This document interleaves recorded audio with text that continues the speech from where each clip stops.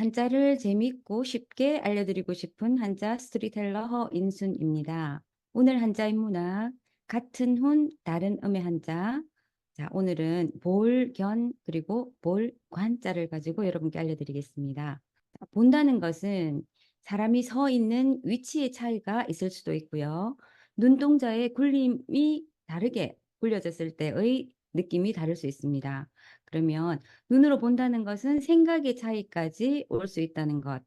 오늘 볼견과 볼관 두 글자를 가지고 위치와 그리고 생각의 차이가 어떤 것인지 한번 알아보겠습니다. 볼견자의 그림은 사람이 서서 카메라를 응시하고 있는 모습의 그림입니다. 두 번째 오른쪽에 있는 그림은 볼관의 그림인데요. 비행기에서 아래를 내려다보고 땅에 사진을 찍은 그런 그림입니다.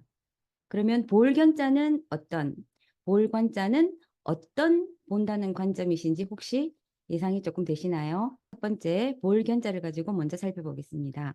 볼견자는 땅 위에 서서 앞뒤, 그리고 멀리 바라본다는 그런 글자입니다. 눈목자와 어진 사람 다리가 보이는데요. 눈목자는 눈을 형상하고 있는 것이고 어진 사람 다리는 성인의 다리를 가리키는 것입니다. 그래서 요 두 글자가 합쳐져서 볼견이 되었습니다. 그러면 볼견자의 용례는 어떻게 되는지 한번 살펴보겠습니다. 학교에서 박물관으로 견학을 가다. 여행은 우리의 견문을 넓게 해준다. 여행은 우리가 바라보고 듣고 그래서 눈과 귀와 머릿속의 생각을 넓게 해준다. 세 번째, 선생님의 견해를 듣고 싶습니다. 네 번째, 너의 의견을 말해보렴.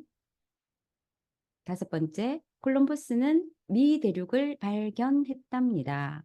이렇게 볼견자는 우리가 어, 크게 본다는 것보다는 자기 스스로의 생각하는 것, 의견, 그리고 보고 느끼는 것, 이런 것들을 나타내는 한자가 되겠습니다.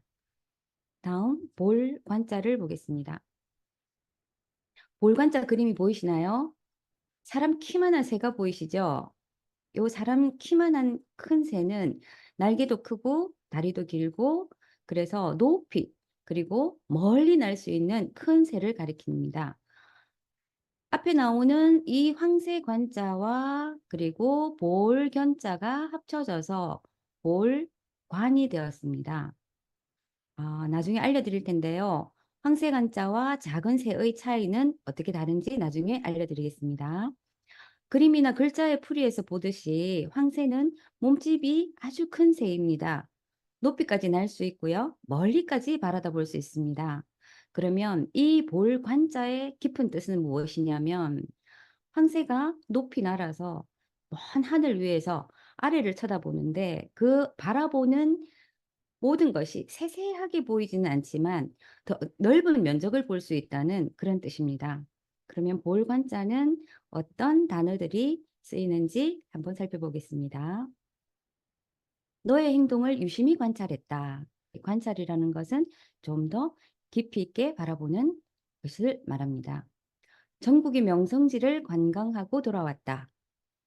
좋은 곳을 많이 구경하고 왔다고 하는군요.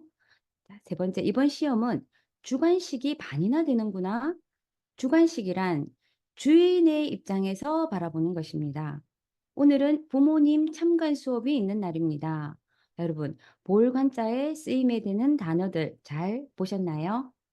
자, 여기서 이렇게 작은 새의 모양은 한자로 이렇게 적고요. 두 번째 큰 황새의 새는 여기 빨간색으로 동그라미 쳐놓은 요런 것들이 하나가 더 붙습니다. 위에 풀초에 입구가 더 붙는데 한자는 점이 하나 더 찍히느냐 덜 찍히느냐에 따라서 글자의 뜻의 차이가 많이 나는 경우가 있습니다. 여러분들이 한자를 볼 때 조금만 자세히 보면 훨씬 더 분별력 있는 그리고 쉬운 한자로 즐기실 수 있을 것 같습니다. 자, 마지막 볼견과 볼관을 한번 정리해 보겠습니다. 볼견은 땅 위에 서서 앞뒤, 옆, 그리고 위, 아래를 바라본다는 뜻입니다. 견학, 견문, 의견, 발견 이런 단어들이 있습니다.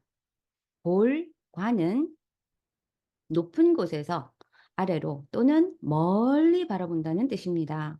그렇다면 깊이 있는 생각과 많은 정보들을 가지고 있어야지만 넓고 많은 공부거리를 가질 수 있다는 그런 뜻으로도 쓰일 수 있습니다. 관광, 주관, 관찰 이런 단어들이 있습니다. 오늘은 볼견과 볼관의 차이점, 본다는 것의 한자는 어떤 것인지 알아보았습니다. 본다는 뜻의 의미를 가진 단어들이 또 있습니다. 다음번에 또 설명해 드리도록 하겠습니다. 감사합니다.